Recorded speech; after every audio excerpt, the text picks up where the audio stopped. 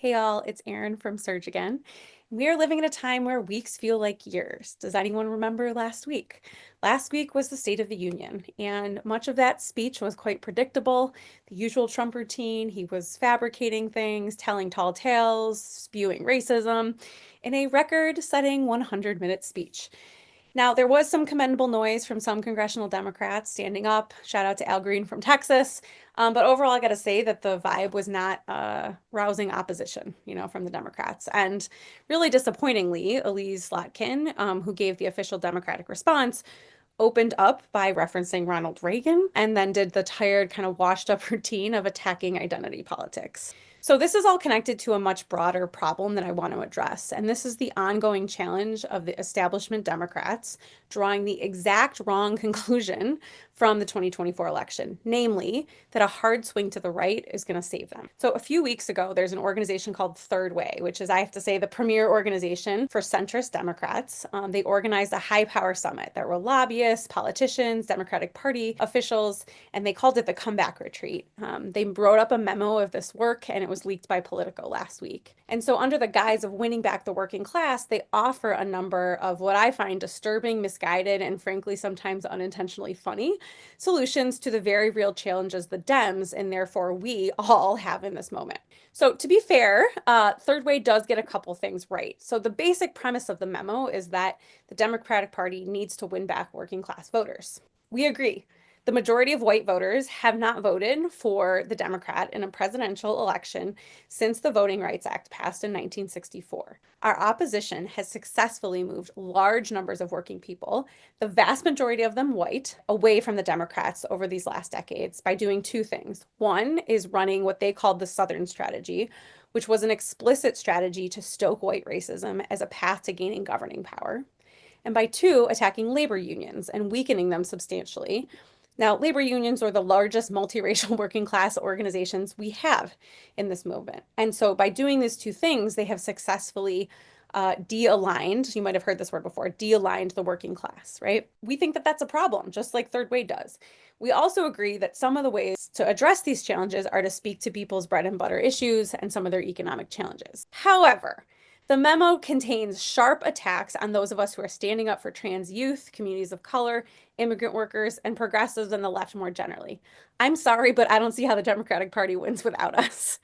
And it would be easy to dismiss a lot of this as like DC insider baseball, but many of Slotkin's defeatist and some of her most unimaginative parts of the State of the Union really seem wholly lifted from this report and this line of thinking. And it's not just her. Democrats across the country are parroting lines from this memo all over the place over the last 2 weeks. Here are some of the things that we find are especially disturbing and wrong with this memo. Okay, so their first recommendation in the memo is to reject identity politics.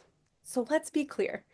Identity politics was originally intended to build deep working class solidarity and to deepen class struggle amongst the diversity of lived experiences across the working class, right? The term was first coined by the Combahee River Collective that pushed for an understanding of the ways in which race, gender, and sexuality intersect with class exploitation. They were asserting that a vision and plan for economic justice that didn't include tackling racism and patriarchy would leave Black women and a whole lot of other people behind, right? So, advocating to reject identity politics, as this memo does, completely ignores the way in which the right has sought to divide us quite successfully by using identity and the many impacts that this has on our people that we have to address through our organizing. I'm sorry, but the right has perfected identity politics, albeit white racial identity politics. They have run a race forward strategy for decades that has successfully built a voter base by stoking racism, successfully convincing enough white working people that immigrants, Black people, trans kids are their real enemies instead of the white billionaires, right? At SURJ, we deeply believe that ignoring race is a losing strategy. It has been and it will continue to be if we continue down this path. The second recommendation they make is to reduce far left influence on the Democratic Party.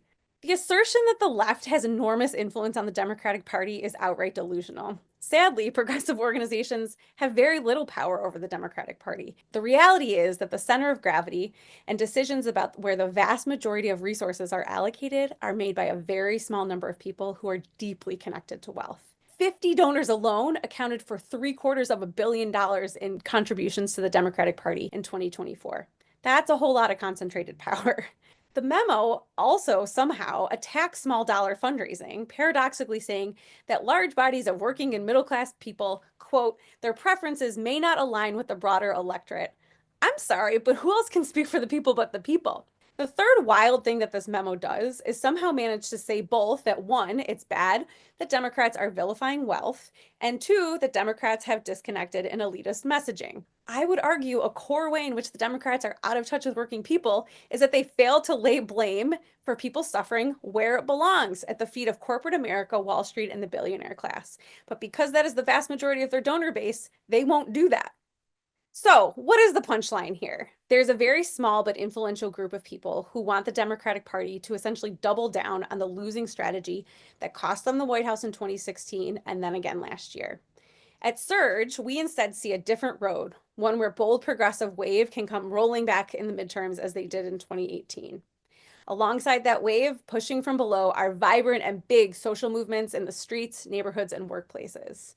What made the 2018 and 2020 waves work, waves that brought the AOCs into the world and Rashida Tlaib's into office, and the broader bench of progressive office holders at all levels, was big idea organizing. Large, bold projects that go through and not around the issues that our opposition uses to divide us. And two, approaches that turn up the heat on corporations by expanding a militant working class movement that puts workers of color at the center. This isn't just a task for the few, it's a task for all of us, and we hope that you'll come join us at SURJ in building that movement.